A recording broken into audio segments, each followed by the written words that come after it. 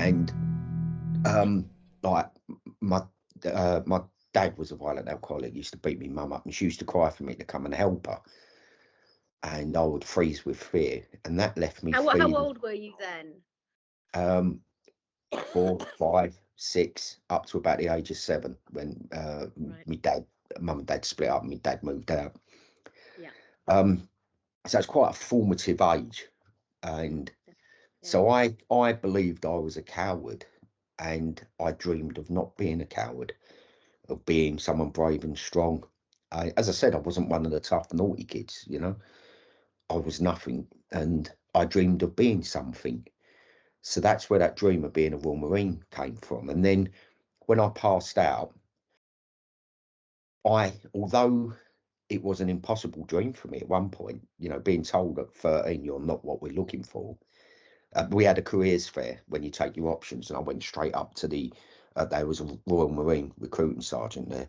I went straight up to him and says, "Oh, I want to join the Marines." He said, "You're not what we're looking for," after he found out how inept at anything sporty I was. And then told more or less the same words, "You're not what we're looking for," when I went to the careers office. So that's why it was an impossible dream. But to actually achieve it, I felt I hadn't really achieved my dream, because my dream was to be a brave, strong person. Now, before I thought I was a coward, and then all of a sudden I'm surrounded by these huge, big, strong people that I always wanted to be, and I wasn't one of them because I was a coward. And you know, I was good at my job. Every exercise and whenever any courses we ever done, I was always good at them. But there was always that voice in the back of my head that would say, well, it's okay doing this, but as soon as this becomes real, i.e. people start shooting back at you, you're not going to be able to do it because you're a coward. And everything changed for me on the corner of a building in Iraq when we went in. We was the first troop, literally the very first troops into Iraq. And my section took the second building to be captured in the whole invasion. And we was on a corner, and the guy who was on the corner, I said, right, move now, as in go round the corner. I was a corporal, so I was in charge of a section of 8. And he said, I can't, they're shooting at me. I realised I'd have to lead my section round. There was no other way of doing it. And it was quite a matter of fact decision. I knew that it was my job. No one else was there. I would have to do it. So I led my section round, and we got into the building, cleared through it. But when I went round that corner, I genuinely believed I was going to get shot and come back the other way. Now, in hindsight, I don't think we were under that much, if at all, enemy fire. I think poor old, we used to call him Snaggle. He used to get his tooth knocked out regularly. Snaggleton. He's a not really good lad, really, really good lad. And I think Snaggle was having a bit of a moment on the corner there. He said, I can't, they're shooting at me. Looking for his mum. Well, apparently, and I say apparently because he sounds far too cool, but he got attributed to me. Someone behind, I can't remember doing it, but there was a company HQ were behind a bun line just to the rear. Yeah. Apparently I shouted, well, fucking shoot him back, dickhead. That sounds far too cool for me, but anyway. Leadership for you, that is, Lee. What Leadership 101. We should be doing more business type podcast things. but I could the think reason, of a few people I'd like to shoot. Yeah, go on, sorry. but the reason that was another turning point in my life was, although we weren't getting shot at that much, I don't think, in hindsight, I didn't know that, but I still led my section round, knowing, thinking, believing, honestly believing that I was going to get shot and probably come back the other way. But I did it anyway. So that voice that told me I was a coward, I could always say back to it, well, there's my evidence I'm not. Where's your evidence I am?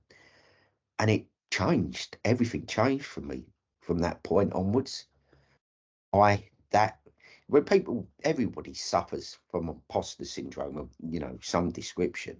But mine was like so turbocharged by the experiences I had as a child and growing up. Mm. And it was so much part of who I was that it was, imagine, it's almost like Forrest Gump, that moment when his calipers fall off his leg. Yeah. You know, all those years that I restricted myself and believed, you know, it felt like a weight had just come off me. And Yeah. I can't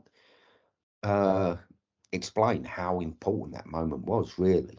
But it changed the way I saw myself, which changed everything for me. Mm. Do you think that it gave you more self-belief then? Yeah, undoubtedly. I've always, why would someone who was told twice you're not what we're looking for, why would someone who was rubbish at everything, you know, I remember thinking, because I was slow running, I remember thinking, I must be good at cross country then. And we had cross country trials. This was about 13 again. And basically, we got sent round a run round the park, local to us. And the teachers gave you a card as you came in from 1, 2, 3, 4, 5. And mine was 53. I tried. I was 53rd fastest out of a year of, I think it was about 94 in my year, if I remember rightly. There was, I'd say, at least 30 people in front of me who didn't try, but I tried. So why would someone like that, someone who hated fighting, hated confrontation, you know, unsurprisingly, why would someone like that have the audacity of going in a careers office? And the reason I did is because I'm a dreamer. I think, again, you want to get good at running, run. You want to get good at press ups, do press ups. I think I was such a dreamer because, you know, just disappearing into this little world of your own where, you know, everything is possible, daydreaming. I think it was a blessed relief from the harsh realities of my life at the time. And I just got good at dreaming. I genuinely think that's what happened. That's why They call that I had the audacity to try. this is called disassociation. It's a coping mechanism. It's basically, you know, people who are traumatized, they dissociate in traumatic or stressful situations, or where they're feeling. It's a bit like when people are autistic and they stim, so they rub their fingers or something. But people who suffer trauma will disassociate. So quite often they'll just stare off into space. So just dissociated from a conversation or a situation. It's a coping mechanism. Yeah, well, that was me. I Yeah. would catch myself sometimes mouthing conversations I'm having in my head, imaginary ones, and then stopping and looking and think, oh, right, no one saw me. And I still do it now. I still do it occasionally now. I've always just disappeared into my own little dream world, and I quite enjoy doing it. It's relaxing.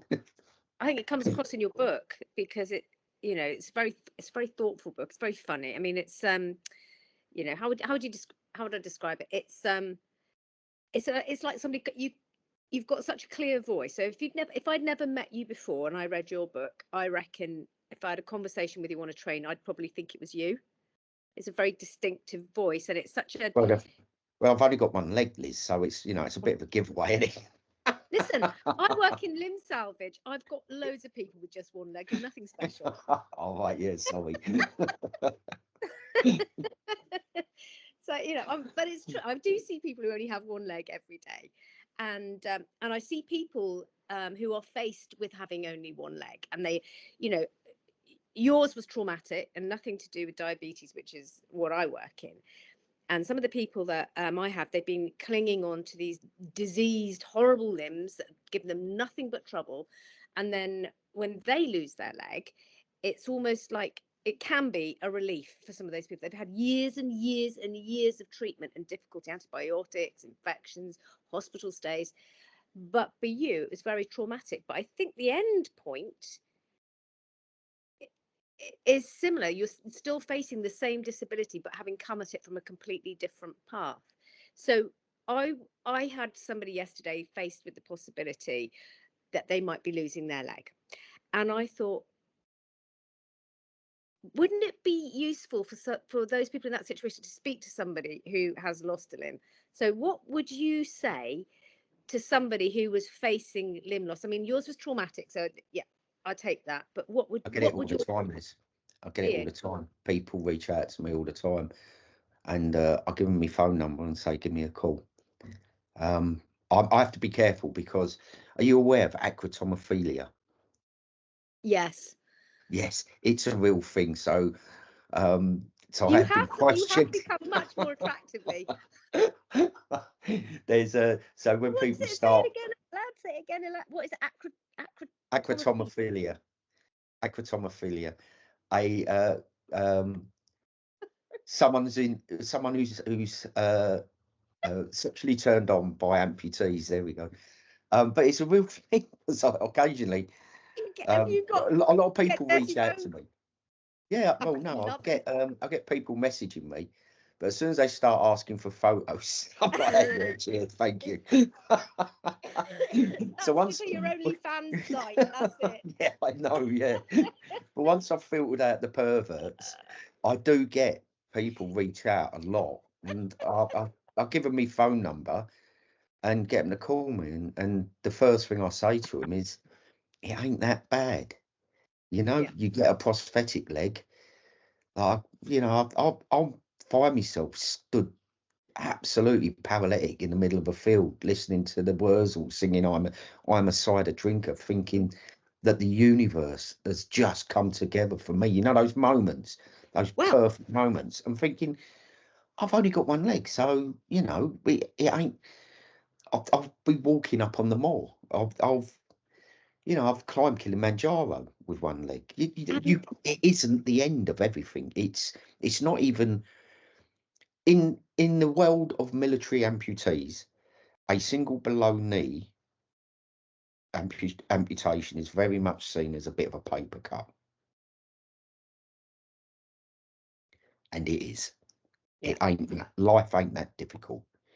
It's a bit of a pain in the arse when you sit down and take your leg off, and then you see the remote control over there, and you're like, oh, for Christ's sake, you have to put your leg on again and go over to turn the telly on. You know, things like that. Or when it first happens, you get up and forget that you haven't put your leg on and fall over all the time. But I haven't done that for quite a while. But apart from that, I mean, if that's the worst thing, this is the worst thing that's going to happen to me in my life, I'll bite your arm off for it. Yeah. And I don't know if we can talk about this, so I edit out, but I don't know if you want to talk about when you were in Gibraltar and Henry Cavill gave you a lift, shall we say? Was he not? No, he did give me a lift. It was the rock run.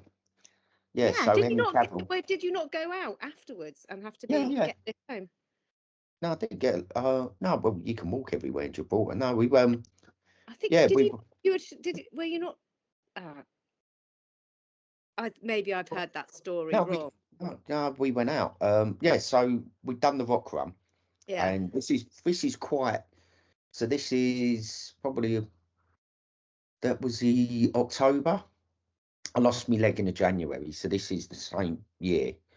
So less than a year after losing my leg, I ended up racing Henry Cavill up the Rock of Gibraltar, and along with a lot of other people. Yeah. And then that night, me and Claire went out with Henry and his brother Nick. His brother Nick is I think he's a brigadier now in the Corps. So his brother Nick's a Royal Marine. And that's when we just went out for the night with them. And spent the night with them. It was quite cool.